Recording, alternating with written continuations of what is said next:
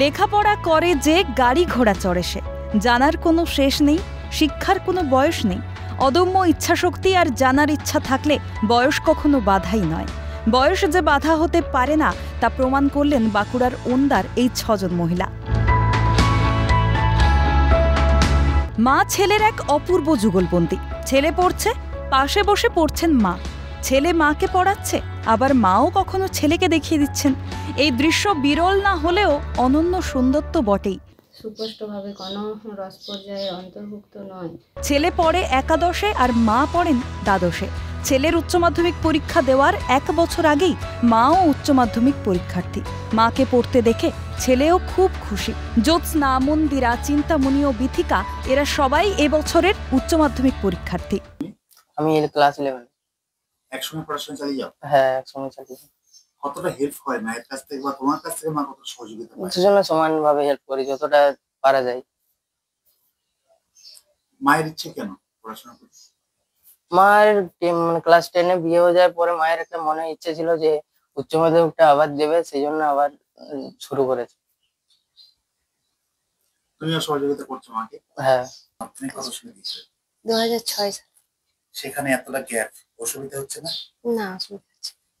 ছেলের কাছে সহযোগিতা পান? হ্যাঁ, সহযোগিতা করে। আপনিও তো ছেলেকে সহযোগিতা করেন? হ্যাঁ। কেমন লাগছে? ভালো লাগছে। ছেলের কাছ থেকে সহযোগিতা পান? হ্যাঁ, ছেলের কাছ থেকে সহযোগিতা পাই। ছেলে যতটা সহযোগিতা করার করে আমিও সহযোগিতা করি। মাধ্যমিকের পরেই সংসারের চাপে লেখাপড়ায় ইতি। খুব অল্প বয়সেই বিয়ে হয়ে যায় তাদের। এরপর সংসারের হেসেল টানতে টানতে কেটে গেছে অনেকগুলো বছর। তা সত্ত্বেও মনের কোণে থেকে গেছে পড়াশোনার প্রতি দুর্নিবার আকর্ষণ, লেখাপড়া শিখে কিছু করার সুপ্ত বাসনা। ছেলেমেয়েরা আজ বড়, এবার সেই ইচ্ছা পূরণের পালা। ইচ্ছা পূরণ করতে নতুন পথে চলা, নতুন কিছু করার স্বপ্ন দেখা। উচ্চ মাধ্যমিক পরীক্ষার পর সংসারের দায়িত্ব আরও শক্তভাবে সামলানো, সন্তানকে স্বপ্ন পূরণের দিকে এক ধাপ এগিয়ে দেওয়ার চেষ্টা। সমাজে স্বামী স্ত্রী দুজনেই রোজগার করলে বাচ্চারা ভালোভাবে মানুষ হবে, সংসারটাও ভালো করে চালাতে পারবো। ওই জন্য সাথে সাথে পড়াশোনা। হ্যাঁ। কি পরীক্ষা দিচ্ছেন আপনি? উচ্চ মাধ্যমিক। কেন হঠাৎ করে এটা মাথায় ছিল কেন? কম বয়সে বিয়ে দিয়ে উচ্চ মাধ্যমিক দিয়ে হয়নি, ওই জন্য আবার উচ্চ মাধ্যমিক ভোকেশনাল থেকে ভর্তি হয়েছে যুব সমাজ। কত সালে মাধ্যমিক দিয়েছেন? 2008-এ। এবার আবার উচ্চ মাধ্যমিক দিচ্ছেন? হ্যাঁ। পড়াশোনার কোনো অসুবিধা হচ্ছে না? না। অল্প বয়সে বিয়ে হলেও হাল ছেড়ে দেননি তারা। স্বামীর সঙ্গে কাঁধে কাঁধ মিলিয়ে সংসার চালিয়েছেন। ভাগ করে নিয়েছেন সংসারের যাবতীয় খরচ। কেউ সেলাইয়ের কাজ করেন, তো কেউ ক্যাটারিং এর কাজ।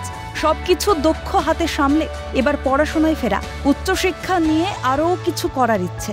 আর এই 6 নারীর স্বপ্ন পূরণের কাণ্ডারি ওন্দা যুব সমাজ। পড়াশোনা বিয়ের পরে সেরকম ভাবে পড়াশোনা করতে পারিনি, তার জন্য ওন্দা যুব সমাজের সাথে যুক্ত হওয়ার পরে এখানে সেলাই কম্পিউটার শেখার পরে এখান থেকে দাদারা যোগাযোগ করে দেয়, উচ্চ মাধ্যমিক ভর্তি হওয়ার সুযোগ করে দিয়েছে। কতটা ভালো লাগছে? খুব ভালো লাগছে।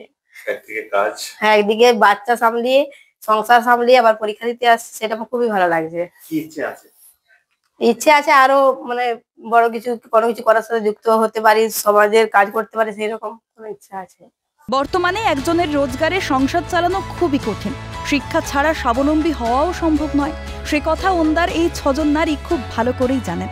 তাই স্বাবলম্বী হতে আজ তারা বই হাতে স্কুলমুখী, স্বপ্ন পূরণের পথে এক ধাপ এগিয়ে যাওয়া। করে পড়াশোনা করছেন, কেমন লাগছে? খুব ভালো লাগছে। ছেলের সঙ্গে একসঙ্গে পড়তে হয়? হ্যাঁ। পড়ার পাশাপাশি একদিকে ক্যাটারিং, আবার একদিকে অন্যান্য কাজ, কিভাবে সামলান? সারাদিন বাড়ির কাজ করি, দিয়ে ওই ক্যাটারিং, তারপরে যাই সব সামাল করে, পরে ছেলেদেরকে সব বাগিয়ে গুছিয়ে তারপরে রাত্রেবেলায় যাই। আর দিনে থাকলে, যখন দিনে থাকে তখন দিনেও সব বাগিয়ে করে সংসারে কাজ সেরে তারপর যাই। এই উচ্চশিক্ষার আকাঙ্ক্ষা কোথা থেকে এলো, কিভাবে? এইটা যুব সমাজ থেকে বললো, যদি কারোর যদি শিখার ইচ্ছা আছে তাহলে তোমরা ভর্তি হতে পারো, আমরা ব্যবস্থা করে দেবো।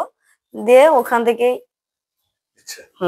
আনো শক্তি, আনো দীপ্তি, আনো শান্তি, আনো তৃপ্তি, আনো স্নিগ্ধ ভালোবাসা, আনো নিত্য ভালো। আর এই ভালো শিক্ষা যে শিক্ষার পথেই আসে, সেটা বুঝেছেন ওন্দার এই 6 বীরাঙ্গনা। কথায় আছে, মহিলাদের যে রাঁধে সে চুলো বাঁধে। তারই উদ্যোগ দেখতে পাওয়া যাচ্ছে বাঁকুড়ার অন্ধা যুব সমাজ। কারণ তারা যে মহিলাদের নিয়ে যে স্বয়ম্বর গোষ্ঠী রয়েছে, সেখানে একদিকে তাদের যেমন ক্যাটারিং, মহিলাদের ক্যাটারিং রয়েছে, একদিকে তারা ক্যাটারিং এর কাজ করেন, অন্যদিকে তাদের পড়াশোনার ভারও কিন্তু তারা নিয়েছে।